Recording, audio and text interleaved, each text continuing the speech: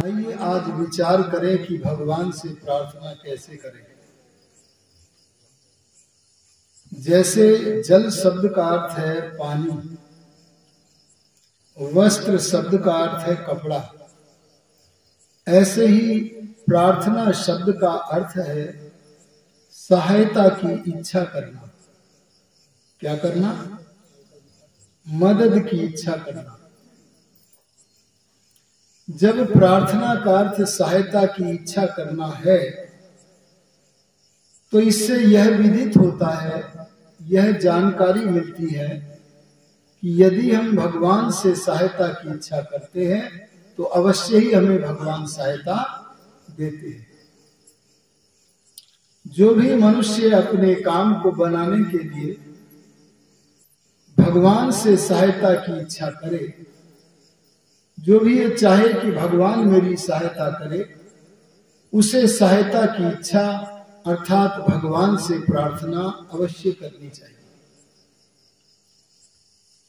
महर्षि दयानंद जी ने प्रार्थना को समझाते हुए जो लिखा है उसे मैं संक्षेप में आपके सामने रखता हूं। महर्षि दयानंद कहते हैं, अपने पूर्ण पुरुषार्थ के बाद प्रार्थना करो। यदि हम अपनी दादी, दादा, परदादी, परदादा इत्यादि में से कोई अस्वस्थ हो गया हो और उसे स्वस्थ करने के लिए अपने घर में पंडित जी को बुलवाएं, पंडित जी से कहें कि ये स्वास्थ्य को निर्माण करने वाले जो मंत्र हैं, इन मंत्रों का पाठ करके आप भगवान से सहायता की इच्छा करो, प्रार्थना करो कि हमारी दादी जी स्वस्थ हो जाए। बोलो, स्वस्थ हो जाएंगी कि नहीं? ऐसे अरे बोलो, हाथ खड़ा करो। हाँ वाले नहीं करोगे? अच्छा चलो दूसरे प्रश्न पूछता हूं सरल। अगर आपको अपना स्वास्थ्य बनाना है तो आप 3-4 लड़कों को वेतन पर रख देना और कहना कि आप हमारे स्वास्थ्य के लिए व्यायाम करो, और वह आपके स्वास्थ्य के लिए व्यायाम करे तो बोलो, उसके व्यायाम करने से, कसरत करने से आपका स्वास्थ्य ठीक हो जाएगा। अरे बोलो, ये उत्तर तो सरल है, आपको पता है। उसका उत्तर देते क्यों नहीं बन रहा था? अगर आपको कभी आलस्य आ रहा हो, स्नान करने को मन न कर रहा हो, तो किसी को कहना, भाई हम तो आज आलस्य में पड़े हैं पर आप हमारे लिए स्नान कर लो। तो दूसरे के स्नान होने पर क्या हमारा शरीर पवित्र हो जाएगा? ये तो आपको पता है। अगर ये पता है तो ये भी पता होना चाहिए कि आपकी दादी जी बीमार हैं, स्वस्थ होने की इच्छा है कि आप स्वस्थ हों। इसके लिए पंडित जी को घर पर बुलाकर एक आसन देकर बैठा दे और कहें कि ये प्रार्थना भगवान से करो, तो बोलो, उसकी प्रार्थना करने से दादी जी, परदादी जी स्वस्थ हो जाएंगे कि नहीं? है जी? अब तो उत्तर आ गया उदाहरण से। ध्यान देना, किसी के स्वास्थ्य की कामना तो करनी चाहिए, और कामना करने का अर्थ भी समझ लेना। किसी के स्वास्थ्य की कामना करने का अर्थ है अपने मन को किसी के स्वस्थ होने की, देखने की भावना से पवित्र करना। अरे बोलो, किसको पवित्र करना? अपने मन को पवित्र करना। और केवल मन से चाहने से नहीं प्रार्थना होगी, अरे केवल वाणी से बोलने से प्रार्थना नहीं होगी, बल्कि जैसा चाहते हो वैसा करने का नाम प्रार्थना है। अगर आप कहीं गिर गए हैं तो आपको तुरंत उठाकर, अगर चिकित्सा की आवश्यकता है तो उपचार करें, और उपचार करते हुए आपके कल्याण के लिए कर्म करते हुए भगवान से सहायता की इच्छा करें। इससे हमारा मन भी पवित्र होगा और हम लोगों के कल्याण की तरफ भी बढ़ेंगे। इसलिए ऋषि ने कहा, दूसरे को प्रार्थना करने के लिए मत बैठा देना, प्रार्थना तो अपनी करो, स्वयं करो। अरे बोलो, किसकी करो? स्वयं करो। और कितनी प्रार्थना करने से पहले क्या करो? पूर्ण पुरुषार्थ। अरे बोलो, कितना परिश्रम करो? अरे कितनी मेहनत करो? पूरी मेहनत करो। जैसे एक नदी में बहती हुई एक मछली जा रही है और आपने उस मछली को नदी में बहती हुई को निकाल कर नदी के किनारे पर रख दिया। उस मछली को बहता हुआ पानी दिख रहा है। अरे पानी तो जल का, पानी तो मछली का जीवन होता है, उसे अपना जीवन पानी दिख रहा है। बोलो, वो पानी से अलग हुई हुई मछली अपने जीवन को, पानी को देखकर पानी को पाने के लिए मचल उठती है कि नहीं? इस मचलने का नाम प्रार्थना है। जैसे मछली पानी को पाने के लिए केवल मचलने का मतलब है पानी की तरफ दौड़ने के लिए जैसे प्रयत्न करती है, अपना पूरा प्रयत्न मछली की तरह करने का नाम अपना पूर्ण पुरुषार्थ है। अरे बोलो, क्या है? अपना पूर्ण पुरुषार्थ है। भैया बात न करो, इनको कहो जरा ये क्या कर रहे हैं, आगे आ जाओ, फिर पीछे बात करो। ऋषि दयानंद जी ने पुरुषार्थ शब्द का लेखन किया है। क्या ऋषि दयानंद जी इसकी जगह परिश्रम शब्द नहीं लिख सकते थे? अरे बोलो, परिश्रम में और पुरुषार्थ में अंतर है। इसे हमारे जैसे सामान्य जन भी जानते हैं। तो ऋषि कोटि का साक्षात्कृत धर्मा दयानंद भाला क्यों न जानता होता। इसीलिए उन्होंने परिश्रम शब्द का प्रयोग नहीं किया, बल्कि पुरुषार्थ का प्रयोग किया है। और पुरुषार्थ में परिश्रम में जो अंतर है, ए सनातनियों, ए आर्यों, ए धार्मिकों, ए वैदिकों, उन्हें जानो। और पुरुषार्थ और परिश्रम में जो अंतर है मैं बताता हूं। एक चोर जब चोरी करता है तो चोरी करने में मेहनत, अरे परिश्रम लगता है कि नहीं लगता है? अरे जल्दी बोलो, लगता है। एक ऑफिस में बैठा हुआ व्यक्ति,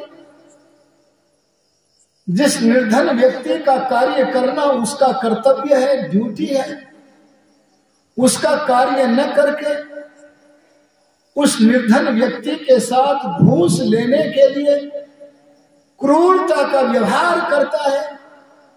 बताओ, उस क्रूर व्यक्ति के द्वारा जो क्रूरता हो रही है, घूस ली जा रही है, इसमें परिश्रम लगता है कि नहीं लगता है? अरे बोल दो, लगता है। एक कांवड़ लाने वाला व्यक्ति यहां से हरिद्वार जा रहा है और पैदल जा रहा है, और पैदल जाकर वहां से पानी भर के कंधे पर डालकर और पैदल ही आ रहा है। गांव में देखा तो पैर सूज कर मोटे हो गए। बोलो, ये परिश्रम कर रहा है कि नहीं कर रहा?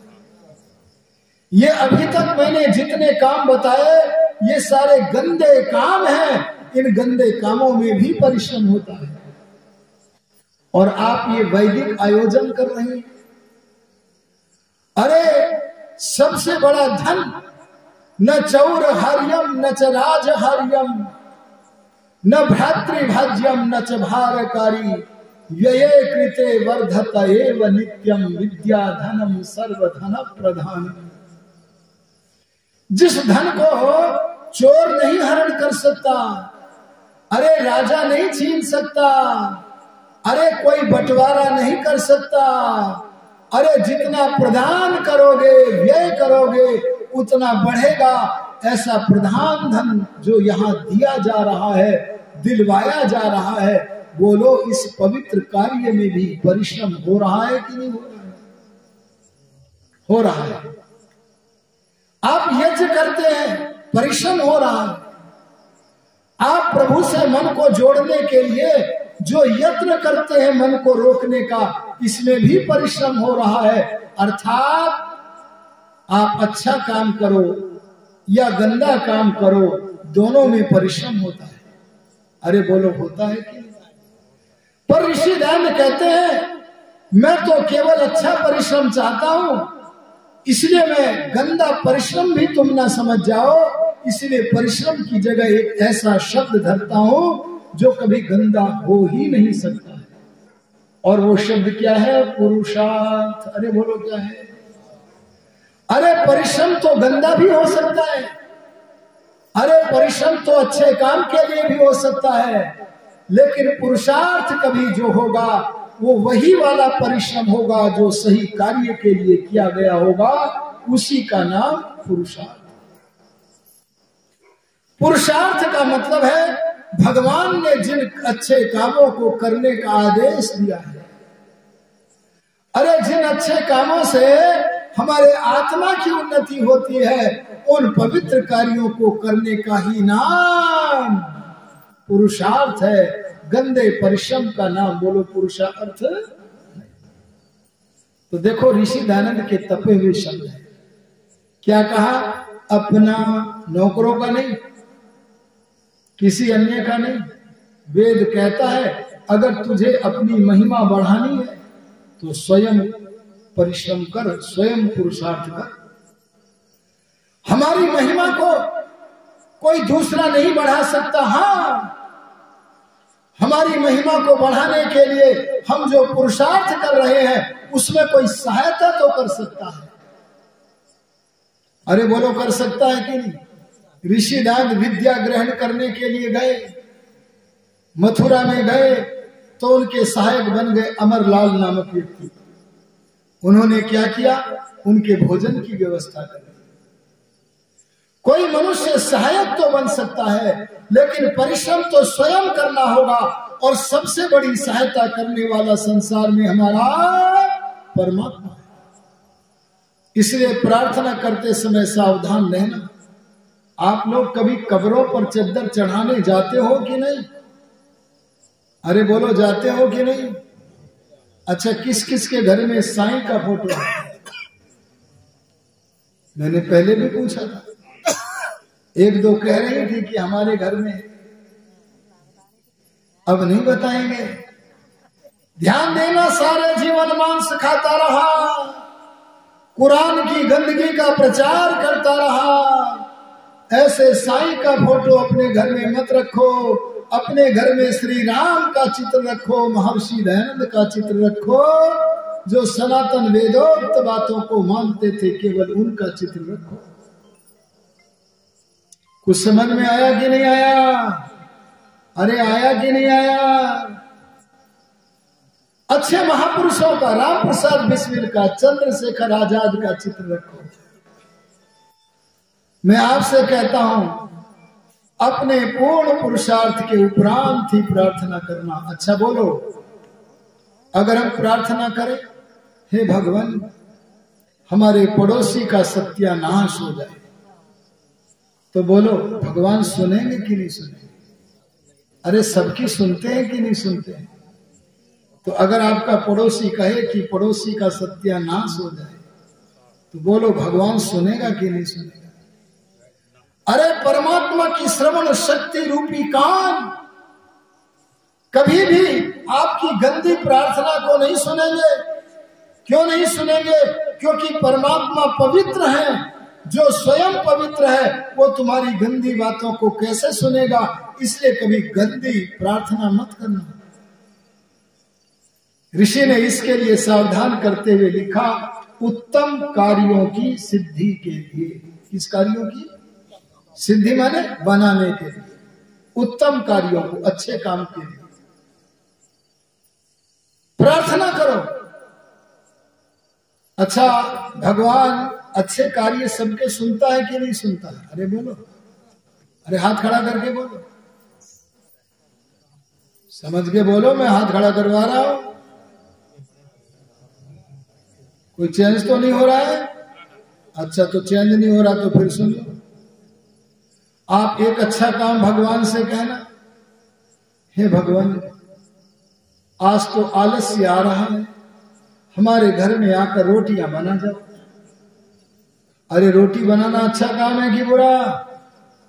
बनाएगा भगवान तो हाथ क्यों खड़ा कर रहे? अरे अगर ऐसे मांगने लगे ना तो कल को कोई मांग लेगा, भगवान हमारे घर में आके झाड़ू लगा जाओ। अगर ऐसी प्रार्थना करोगे तो परमात्मा संदेश देता, वेद का संदेश, मैं तेरे यहाँ झाड़ू नहीं लगाऊंगा, मैं तेरे यहाँ रोटी नहीं बनाऊंगा। क्यों? क्योंकि मैं तेरा कल्याण चाहता हूं।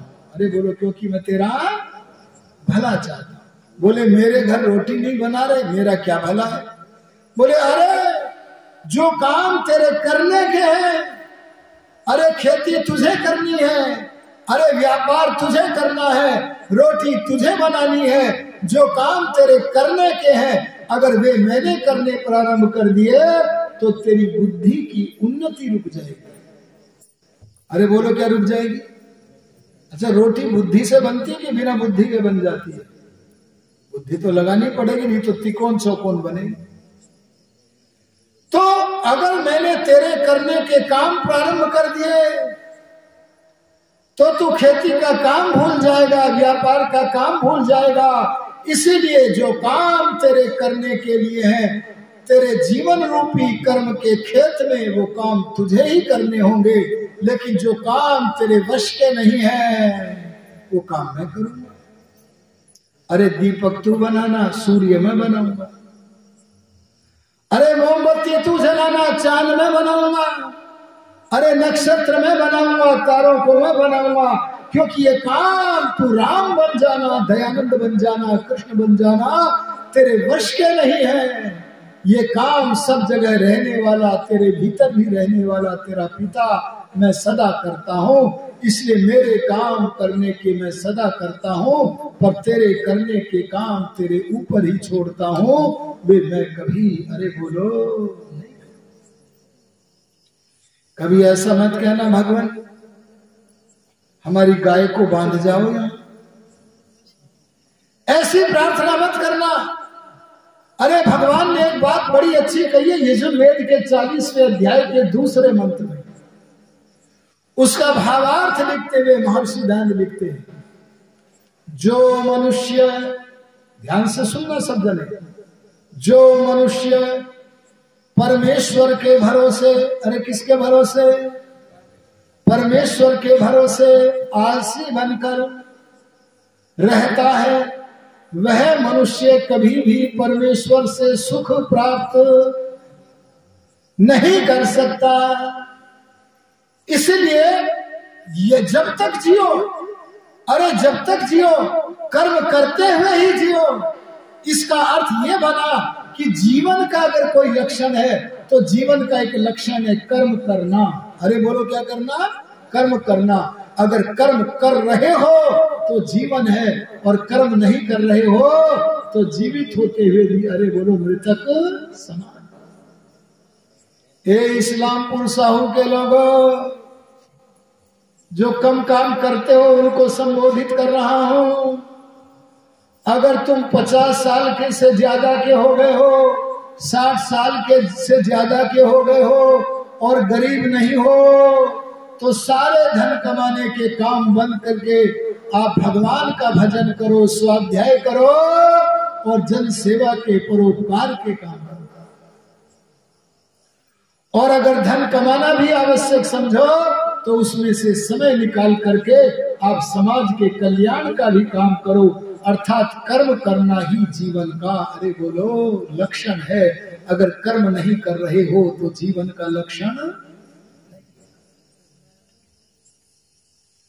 इसलिए कहा प्रार्थना आप पूर्ण पुरुषार्थ के बाद उत्तम कार्यों की सिद्धि के लिए करेगा। अब यहां एक प्रश्न और उठेगा, क्योंकि मैं तो आपको सनातनी बनाने के लिए आया हूं। अरे बोलो क्या बनाने के लिए आया हूं? अरे भैया सुनो इधर जरा, सनातन का अर्थ और बता देता हूं मैं। जो सदा रहता है, अरे बोलो क्या है? कल बताऊंगा, चलो इसे कल सवेरे भी तो रहेंगे ना, कल बताएंगे। आज तो मैं इतना ही कहूंगा तुम्हें सनातनी बनाने के लिए, अरे आर्य बनाने के लिए, अरे ऋषि, अरे श्री राम की तरह वैदिक बनाने के लिए कहता हूं। और वो जिज्ञासा ये धरता हूं कि हम प्रार्थना किस से करें। क्या सवाल हुआ जी? प्रार्थना किस से करें? जब ये सवाल उठा प्रार्थना किस से करें, तो एक व्यक्ति बोला भाई सारी दुनिया में 3 हैं। अरे बोलो कितने? चौथा नहीं दिखा पाओगे, केवल 3 ही है दुनिया में, बस चौथा है ही नहीं। चलो मैं 3 बताता हूं, चौथा आप कोई बता सको तो बताना। नंबर 1 परमात्मा, सुन लिया जी। नंबर 2 असंख्य जीवात्मा, कितने हो गए जी? 2 हो गए। नंबर 3 जीवात्माओं के लिए परमात्मा ने ये संसार जिस वस्तु से रचा वह प्रकृति या प्रकृति से बने हुए सूरज चांद आदि पदार्थ, ये 3 है। अब ये बताओ प्रार्थना भगवान से करे कि जीव से करे कि प्रकृति से करे कि तीनों से करे?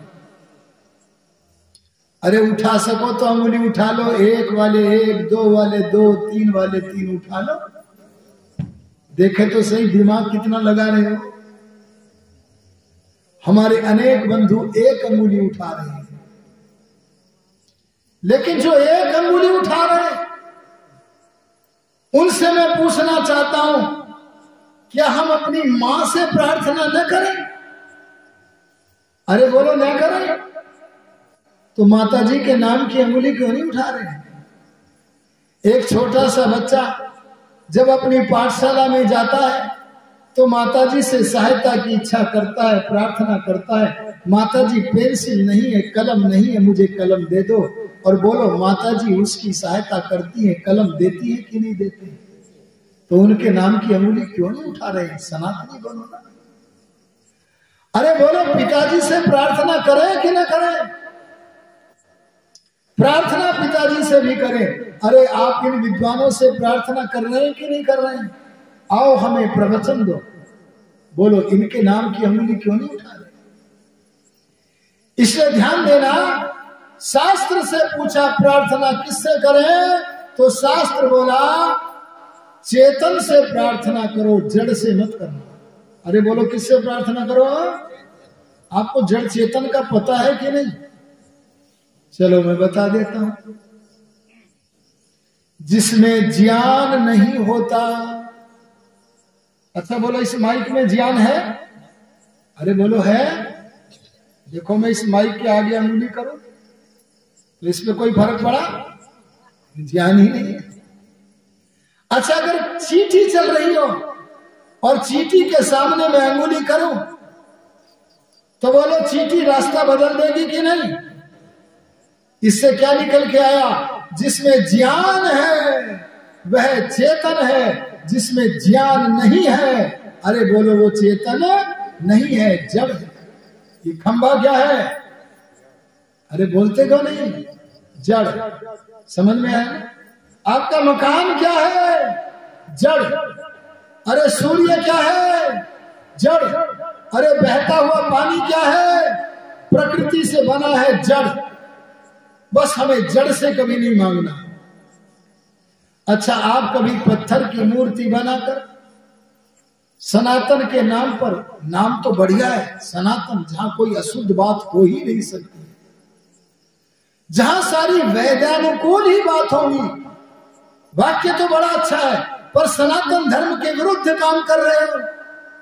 कभी कभी पत्थर की प्रतिमा बनाकर, अरे बोलो उसके सामने बतासे भोग रखते हो कि नहीं रखते हो?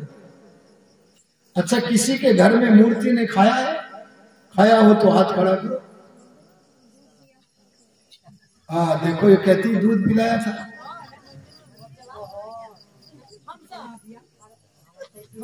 देखो देखो चपर गई, बोली हमसे ना पिया।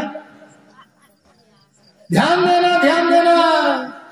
एक सज्जन मेरे पास आए थे तब, और मेरे से कहने लगे कि आज तो आपका आर्य समाज का सिद्धांत, अरे वैदिक सिद्धांत धराशायी हो रहा है। मैंने कहा सिद्धांत वो होता है जो पूर्ण रूप से और आखिरी रूप से सिद्ध हो, वो कभी धराशायी नहीं हो सकता है।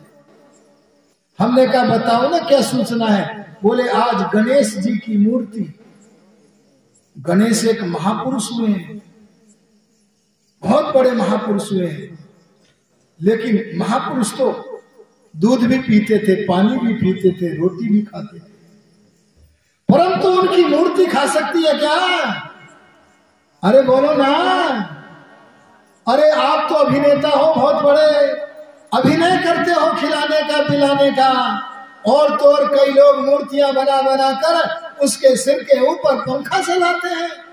अज्ञानता की पराकाष्ठा है, मूर्खता की पराकाष्ठा है। और कई तो वे जो होता है ना, चाय में डालते हैं तुलसी, कई तो उन्हें साड़ी पहनाते हैं। अच्छा बोलो, तुलसी साड़ी पहनेगी? अरे फिटिंग की साड़ी लाते हो या वैसे ही कत्तर ले आते हो? अरे बोलो, देखो अभिनय करते हैं सब। ये सारे अभिनय बंद करो, ये सनातन नहीं है। एक समय सनातन के नाम पर मूर्खता चली थी, सनातन धर्म के विरुद्ध। संतोषी माता, आपने संतोषी माता की पूजा की थी कि नहीं की थी? किस किसने करी थी? हाथ करो। मैंने तब कहा था, हाथ खड़ा कर रहे हो, मैंने कहा था ये सनातन पूजा नहीं है, ये बंद हो जाएगी। और आज कोई नहीं करता संतोषी की पूजा। आगे चल करके मूर्ख मंडल ने साईं बाबा की पूजा करनी शुरू कर दी। अरे बोलो किसकी? मैंने कहा, अरे आर्यों ने कहा ये साईं सारे जीवन मांस खाता रहा, ये पूजा भी बंद होगी। और आजकल सनातन के नाम पर एक मूर्खता और चल गई है। पर ध्यान देना, सनातन में मूर्खता नहीं होती, वहां तो ज्ञान विज्ञान होता है। लेकिन सनातन मिलेगा कहाँ? वो वेद में मिलेगा, वो वेदानुकूल शास्त्रों में मिलेगा। उसे बताने ही आए हैं। एक मूर्खता चलिए लड्डू गोपाल। अरे आपके गांव में चल गई क्या? अरे तुम भी पागल हो गए। बचाओ उन बच्चों को, समझाओ उनको, ये लड्डू गोपाल भी समाप्त हो जाएगा।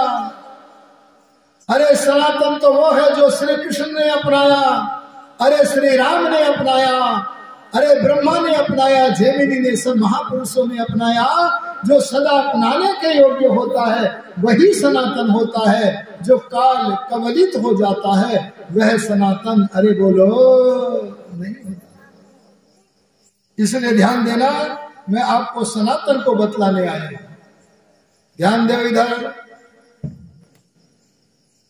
प्रार्थना सदा चेतन से करना, या तो जीवों से या भगवान से, पर संभल के करना। आप पूछोगे संभलना क्या है, तो मैं कहूंगा संभलना यही है कि जब दुनियादारी में रहो, अरे जब घर में रहो, खेत में रहो, सांसारिक कामों में लगे रहो, तब भगवान से भी प्रार्थना करो और अपने माता पिता आचार्य आदि से भी प्रार्थना करो। लेकिन जब आंख बंद करके भगवान के भजन में लगो तो माँ से प्रार्थना मत करना, पिता से नहीं, बल्कि सबकी माता, सबके पिता, सबके राजा, सबके आचार्य परम पिता परमात्मा से ही प्रार्थना। इसका नाम है समलना। आप संध्या में बैठकर किसी महापुरुष का विचार मत करना। परमात्मा जब हर कर्म का फल देते हैं तो हमारी प्रार्थना रूपी कर्म का फल भी जरूर देते हैं। अरे बोलो, देते हैं कि नहीं देते? पर एक सज्जन खड़े हो गए, बोले मैं 40 साल से मांग रहा हूं। हमने कहा क्या प्रार्थना कर रहे हो? वयम श्याम पतयो रही नाम, मुझे धनी बना दो। पर मैं तो निर्धन का निर्धन। एक और खड़ा हो गया, बोले मैं भी 25 साल से मांग रहा हूं मेरे को संतान हो जाए, पर संतान नहीं हो रही है, मेरी भगवान सुन ही नहीं रहा। एक बोला मैं भी मांग रहा हूं मैं विद्वान बन जाऊं, पर मैं विद्वान नहीं बन पा रहा हूं।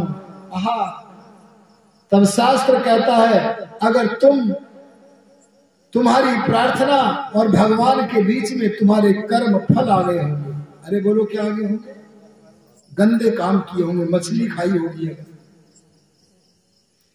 अगर अंडों को खाया होगा, ध्यान देना, शराब पी करके किसी को सताया होगा, अगर किसी पशु को मारा होगा, किसी को दुख दिया होगा, तो बोलो उन कर्मों के फल नहीं आएंगे। अरे अगर कर्म फल जिसका नाम भाग्य होता है, वो भाग्य और कुछ नहीं होता, हमारे पीछे के किए गए कर्मों का फल ही भाग्य होता है। अगर अच्छे कर्म किए हैं तो उसका नाम सौभाग्य है, और अगर बुरे कर्म किए हैं तो बोलो उसका नाम दुर्भाग्य है। अगर हमने बुरे कर्म किए, जब तक वे भोग नहीं लिए जाएंगे तब तक हमारी प्रार्थना रंग नहीं लाएगी, सफल नहीं होगी।